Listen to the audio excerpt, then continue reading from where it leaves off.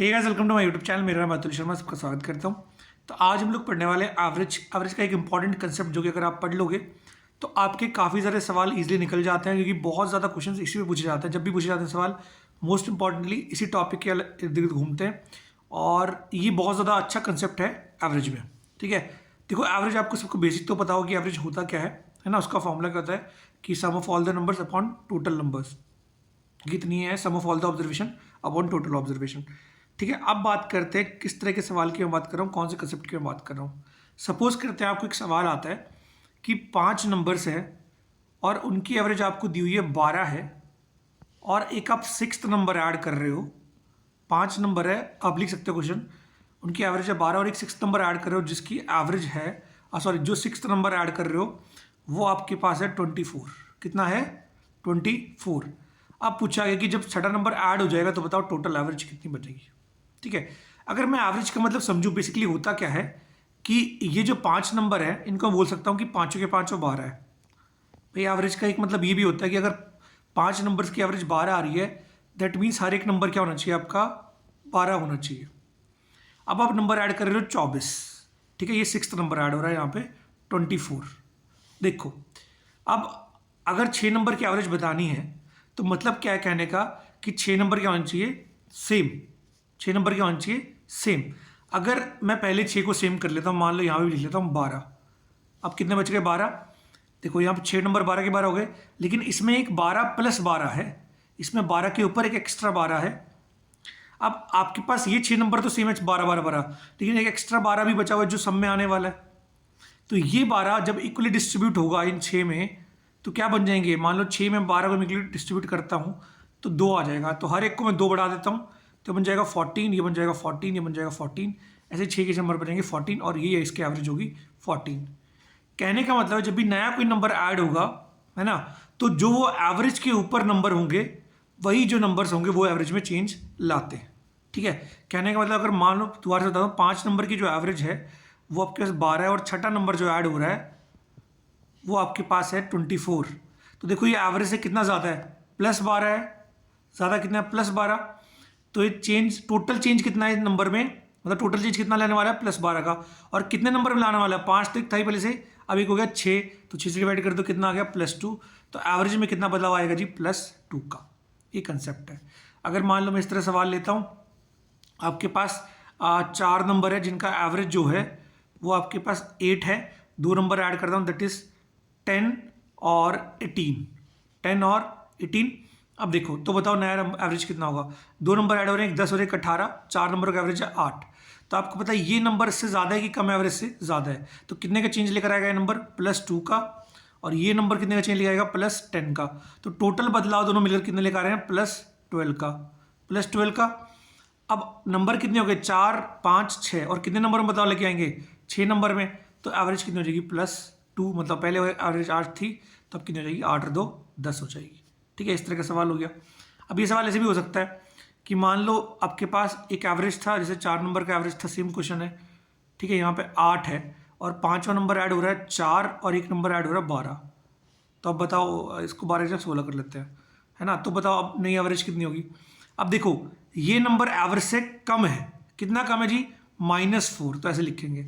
और ये नंबर से ज़्यादा है, तो कितना का ज़्यादा है? +8। तो नेट चेंज कितने का आ जाएगा जी? +4 का। और कितने नंबर में चेंज आएगा? 4 5 6 नंबर में चेंज आएगा। तो ये आपके पास एवरेज का बदलाव हो जाएगा, कितना आ जाएगा? 0.66 प्लस ये एवरेज में चेंज हो जाएगा। तो एवरेज हो जाएगी 8, तो पहले से दी, अब 0.66, तो आंसर आ जाएगा 8.66। ठीक है, अब देखते हैं इस तरह के क्वेश्चंस। देखो सबसे पहले आपको क्वेश्चन दिया, the mean of 19 observation is 4। अब एक और ऑब्जर्वेशन ऐड करें, दैट इज 24 इस डेटा में। तो बताओ नई मीन क्या होगी? देखो अब आपको पता है कि 19 ऑब्जर्वेशन था, उनके मीन क्या है? 4। तो 4 तो होगा ही होगा। अब कुछ बदलाव आएगा या तो प्लस का या माइनस का एवरेज में। अब वो कितना बदलाव आएगा? ऑब्जर्वेशन कितना है? 24। ये एवरेज से कितना ज़्यादा है जी? 20 क्वांटिटी ज़्यादा है। तो बदलाव कितने का लेकर आएगा ये नंबर? अकेला +20 का। अब कितने नंबर में बदलाव लेके आएगा? 19 तो थी पहले से, एक ऐड हो गया, कितने नंबर हो गए? 20। तो बदलाव कितने का आ गया जी? +1 का। तो 4 एवरेज थी पहले से, एक अब ऐड हो गई, तो कितना एवरेज आ गया फाइनल? 5। तो ये एक तरीका है इस तरीके को सॉल्व करने, इस क्वेश्चन को सॉल्व करने का। आप में हो सकता है काफ़ी लोग कंसेप्ट आता हो, जिनको नहीं आते उनके लिए बहुत अच्छी चीज़ हो जाएगी ये। ठीक है, ट्राई करिएगा सीखने की। एक और देखते हैं क्वेश्चन। तो जब भी नए नंबर ऐड हो रहे होते हैं तो आप एक कंसेप्ट सीखिए, जब भी नए नंबर ऐड करोगे तो आपने देखना नेट चेंज कितने का आ रहा है, वो नंबर नेट चेंज कितने का ला रहे हैं। ठीक है, net change upon total number बराबर न्यू एवरेज या फिर एवरेज चेंज।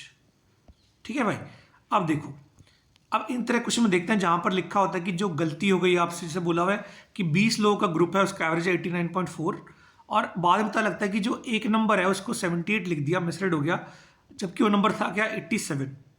देखो अब उन नंबर में था कि वो एवरेज से कितना ज़्यादा है जब नया नंबर ऐड होता है। जब नंबर आपके पास सेम रहेंगे ना तो आपने देखना है आपने चेंज कितने का किया है, नेट चेंज कितने का किया है आपने, वो ऊपर आएगा और फिर टोटल नंबर और यहाँ पे आ जाएगा एवरेज चेंज। वही मतलब है, कोई चक्कर नहीं है उसमें। ठीक है, 20 लोग थे, आपको पता है एवरेज कितनी 89.4, इसमें बदलाव कुछ ना कुछ।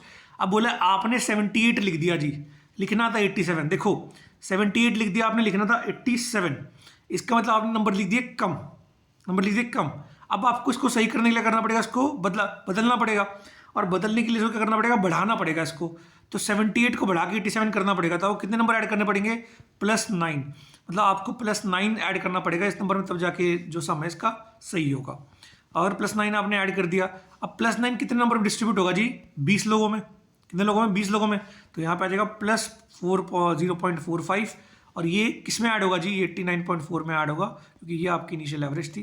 तो आपका आंसर आ गया 89.85। ठीक है, समझ गए।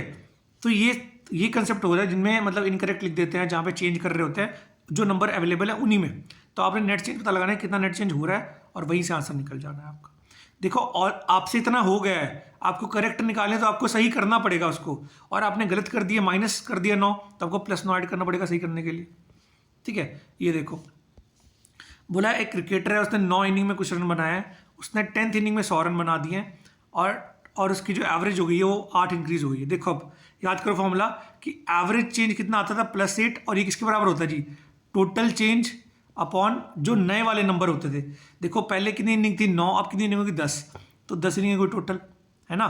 तो अब 10 इनिंग होगी तो टोटल चेंज कितने का आ रहा है जी, आपका आ रहा है +80 का। इसका मतलब जो 10th इनिंग है, आप क्वेश्चन को पढ़ना पहले पॉज करके अच्छे से, जो 10th इनिंग है वो आपके पास कितना चेंज लेके आ रही है, अकेले लेके आ रही है +80 का। अब जब भी नए नंबर ऐड होते हैं, हमने क्या सीखा था कि एवरेज के ऊपर चेंज आता है, तो इसका मतलब वो ऑलरेडी नंबर आपको पता है 100 रन बनाया है उसने, और ये +80 का चेंज आ गया इसके से, तो इसका मतलब एवरेज कितनी होगी जी, 20 की होगी, तभी तो 80 का चेंज लेकर आएगा वो। और अगर पहले एवरेज 20 की रही होगी, है ना, तो अब एवरेज कितनी होगी, इंक्रीज कितनी होगी, 8 रन से, तो फाइनल एवरेज कितनी होगी, 28।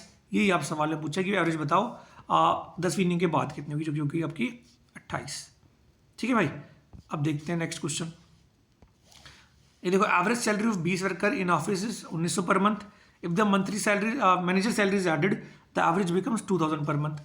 बोला 20 जो लोगों की सैलरी है उसका एवरेज जो दिया हुआ है आपको वो कितनी है, 1900 पर मंथ। अब एक मैनेजर की सैलरी ऐड होती है तो एवरेज बन जाती है आपकी 2000। ठीक है, देखो बेसिकली एवरेज जो हुई है वो इंक्रीज कितनी हुई है, +100, तो एवरेज चेंज कितना आ गया, +100। अब टोटल चेंज कितना आ गया जी, टोटल चेंज अपॉन के लिख देंगे यहाँ पे नए जो बंदे, नए बंदे कितने, पहले 20 थे, अब रेट कितने हो गए, 21 मैनेजर को मिला के यहाँ पे आ गए 21, तो टोटल चेंज आ गया जी आपका 2100 का, +2100 का। अब ये +2100 लेकर कौन आया होगा, मैनेजर, और किसके ऊपर लेके आया होगा जी, देखो नया बंदा ऐड हो रहा है तो लेके आया होगा एवरेज के ऊपर। तो एवरेज कितना था पहले से 1900, और चेंज कितने के लिए आया 2100, तो टोटल कितना बन गया आपका 4000 इनकम हो गई मैनेजर की मंथली। तो एनुअल कितनी हो जाएगी आपकी, हो जाएगी एनुअल 48,000। ठीक है, तो बार बार ये चीज समझा रहा हूँ कि जो टोटल चेंज होगा, जो एवरेज चेंज होगा वो क्या होगा, net change upon total numbers.